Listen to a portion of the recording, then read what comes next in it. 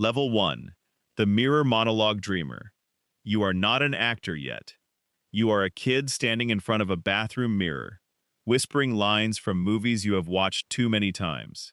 The room is small. The light is too bright. Your only camera is a cracked phone balanced against a cup, recording scenes you will probably delete before anyone sees them. You copy heroic speeches, villain smiles, awkward comedy pauses, and the exact way your favorite actor looks away before crying. Nobody claps. Nobody casts you. Nobody even knows how serious this feels. At school, saying you want to be an actor sounds embarrassing, so you keep it private. You practice after homework, after dinner, after everyone thinks you are asleep. 27 deleted videos sit in your camera roll like proof you are trying, and proof you are afraid too. Sometimes you imagine red carpets, interviews, posters, and a crowd screaming your name. Then you look back at your reflection and feel ridiculous. But every night, your timing gets sharper. You learn that a small silence can say more than a loud line. You learn how a face can change without moving much. The mirror becomes your first stage, and even though the audience is empty, you are already rehearsing for a life where people will believe you are someone else. Level 2. The School Play Beginner. The first time you perform in front of people, the stage is not glamorous. It is a school auditorium with squeaky curtains, marks on the floor, and 150 parents holding phones. Your costume itches. Your shoes feel wrong. For 6 weeks, you rehearse after class, repeating the same scene until the words stop sounding human. In practice, you forget one line and everyone laughs kindly, which makes it worse. On opening night, your hands are cold behind the curtain. You hear the audience cough, whisper, and shift in their seats, and the mirror from your room feels far away. Then the lights come up. You step forward. For 10 seconds, your voice is too fast, but someone laughs exactly where they should. Later, during a quiet scene, the room goes still. That silence feels bigger than applause because it means they are listening. You are not famous. You are not paid. After the show, you stack chairs and wipe makeup from your face. But people stop you in the hallway and say, "You were good." A teacher tells you to audition again. One friend looks at you differently. The stage teaches you something the mirror never could. Acting is not just pretending alone. It is carrying a room's attention without dropping it. That night, the applause keeps replaying in your head, not because it was huge, but because for the first time, your secret dream became visible. Level 3. The Background Extra. The dream meets the real industry on a set where nobody knows your name. You are background now, one of 40 extras waiting in a holding room with folding chairs, cold coffee, and racks of clothes that almost fit. The call time is 6 a.m. You sign paperwork, get a number, and spend hours being told where to stand, when to cross, when to pretend to talk without making sound.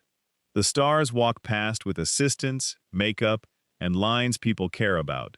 You have no lines. You might be visible for 3 seconds behind a cafe window, or maybe the editor cuts you out completely.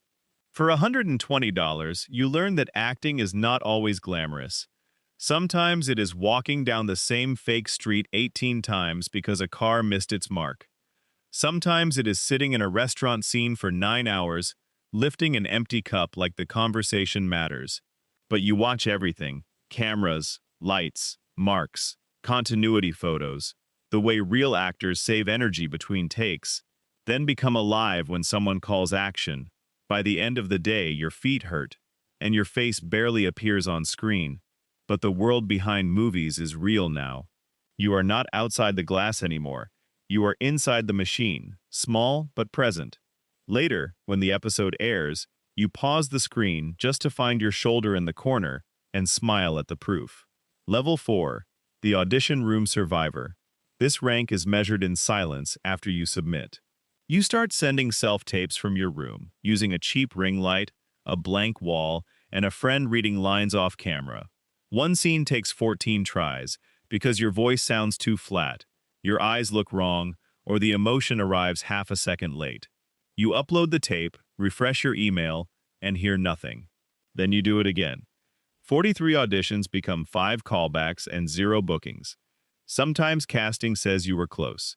Sometimes they say you are too young, too old, too familiar, too unknown, too intense, not intense enough.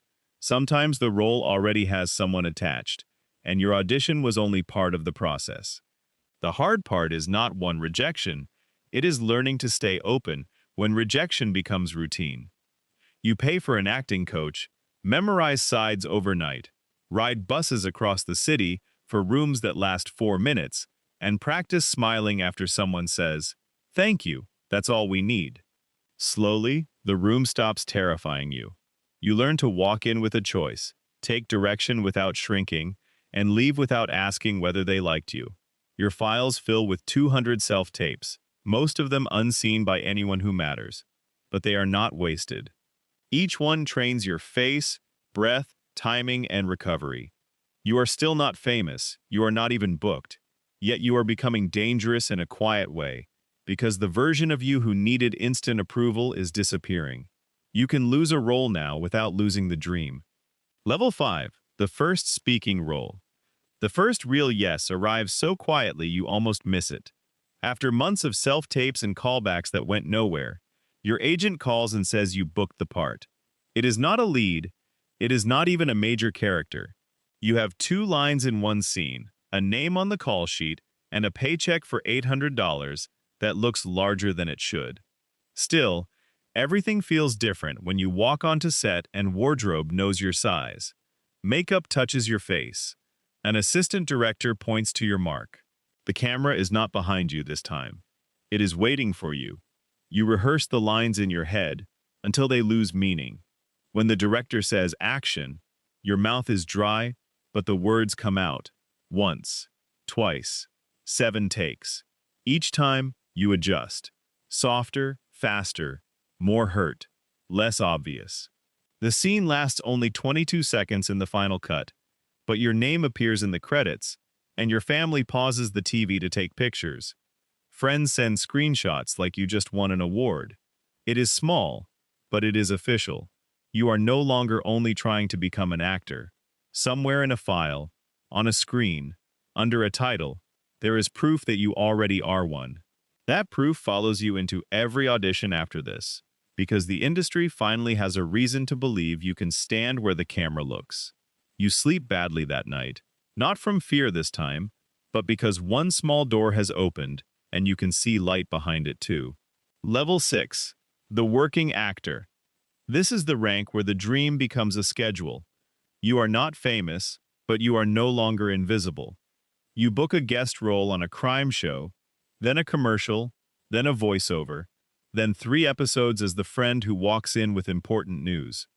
Your name starts appearing in casting notes as reliable. That word does not sound glamorous, but in this business it is gold. Reliable means you show up prepared. Reliable means you know your lines, hit your mark, adjust when the director gives notes, and bring the same emotion on take 12 that you brought on take 1. You get a union card, a better agent, and a calendar filled with auditions that actually fit you. Between jobs, you still worry. One month is busy, the next is empty. Rent does not care that you almost booked a pilot. So you train, take classes, update headshots, read scripts in coffee shops, and work small jobs between shoots. Your followers reach 50,000 because people recognize you from somewhere, even if they cannot remember your name. That is the strange middle rank. You are known enough to be watched, but not known enough to be safe. Still, the industry feels different now. Casting directors greet you. Crews remember you. Younger actors ask how you got started. You learn that being a working actor is not one big break. It is 1,000 small proofs stacked together until people trust you with bigger scenes. The Mirror Kid wanted applause. This version wants another call time. And now, for the first time, the job feels possible. Level 7. The Breakout Star. One role changes the temperature around your name. It might be a streaming series, a surprise hit movie, or the villain everyone starts quoting online. The first week after release feels normal. Then clips of your scene appear everywhere. 10,000 views become 1 million, then 30 million. People use your facial expression as a reaction image. Interview requests arrive. Casting directors who once ignored your tapes now ask what you are reading next. Your followers jump from 50,000 to 2 million before you understand what is happening. Strangers recognize you in airports, coffee shops, and elevators. Some call you by the character's name, not yours. That is when you learn breakout fame is both a gift and a test. The role everyone loves can also become a shadow. Studios want the same version of you again. Fans expect the same magic. Your next script feels heavier because people are watching to see if you are real or just lucky. On the press tour, reporters say overnight success, and you smile because you remember the holding rooms, the $120 extra days, and the auditions nobody answered. Nothing about this was overnight. You sit in a hotel room after your first late-night interview, wearing designer clothes and check the comments until your thumb hurts. There is praise, jokes, criticism, obsession. The noise is new, but under it one thing is true. The camera finally found you, and now the world is looking back. This is the rank where talent becomes visible, and visibility becomes pressure. Level 8, the award-winning A-lister. At this rank, rooms are no longer closed to you. Studios send scripts before the public hears the title. Directors call directly. Your name appears above the poster, and trailers count on your face to stop people from scrolling. One film opens to $100 million in its first weekend. Another role is smaller, quieter, and more dangerous, because it asks you to disappear completely. You spend months changing your body, voice, walk, and rhythm, until friends say they forget it is you. Then, award season begins. Your team talks about campaigns, screenings, interviews, critics groups, and speeches, but you mostly remember the days on set when the scene would not work, and everyone waited for you to find it. The nomination morning arrives before sunrise. Your phone explodes. Your name sits beside actors you studied in your bedroom mirror years ago. On the red carpet, photographers shout from both sides, flashes turning the night white. You smile, wave, answer the same questions, and carry a strange calm under the noise. If you win, the trophy feels heavy in your hand. If you lose, the cameras still watch your face. That is the A-list lesson. Success does not remove pressure, it makes pressure public. Your contracts are big now. Your schedule is protected. Your choices can make an indie film happen, or turn a franchise into a global event. But the craft still returns to the same place. A mark on the floor, a quiet breath, another human being across from you, and the need to make the audience believe. Fame brought the world closer, but acting still asks you to vanish. Now the industry does not ask if you belong. It asks what you will choose next. Level 9, the cinema legacy icon. At the final rank, your career is no longer measured by opening weekends alone. It is measured by memory. People quote lines you said 20 years ago. Film students pause your scenes frame by frame to study how your face changes before a word arrives. Younger actors mention you in interviews as the reason they auditioned for the first time. Directors call because your presence can carry silence, humor, age, regret, and hope, without needing a speech. There are 60 credits behind you now, from tiny roles nobody remembers to the performance everyone calls your masterpiece. You have franchises, dramas, stage work, voice roles, awards, failures, comebacks, and one lifetime achievement trophy that makes the room stand before you speak. But legacy feels different from fame. Fame was people shouting your name. Legacy is someone watching your old scene alone at 2 a.m. and feeling understood. You start producing smaller films that studios are afraid to fund. You mentor young actors who shake before auditions. You give money to theater programs, acting schools, and little stages where the seats still squeak and the curtains still stick. When reporters ask what role changed your life, you do not think first of the trophy. You think of the school play, the extra job, the first 2 lines, the self-tapes nobody answered, and the mirror that watched you before the world did. The strange part is that even after all this, acting still scares you in the best way. Before a new role, you still sit alone with the script, wondering if you can find the truth inside another person. The rank is higher, but the work is still honest. Breathe, listen, believe, disappear. Years pass, and your face becomes part of people's lives. A father shows your movie to his daughter.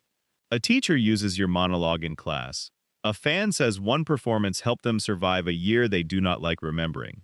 That is when you understand the final rank is not being recognized everywhere. It is leaving work behind that keeps finding people after you leave the room. And somewhere, far from the red carpets, a kid stands in front of a bathroom mirror with a cracked phone balanced against a cup. They have just watched your scene for the fifth time. They repeat your line badly, laugh at themselves, then try again. For a moment, their reflection looks impossible. Then they take a breath, press record, and begin. No audience hears it yet. No casting director knows their name. But the same invisible spark has moved again, from your finished story into someone else's first rehearsal. The loop is alive now. The dream goes on.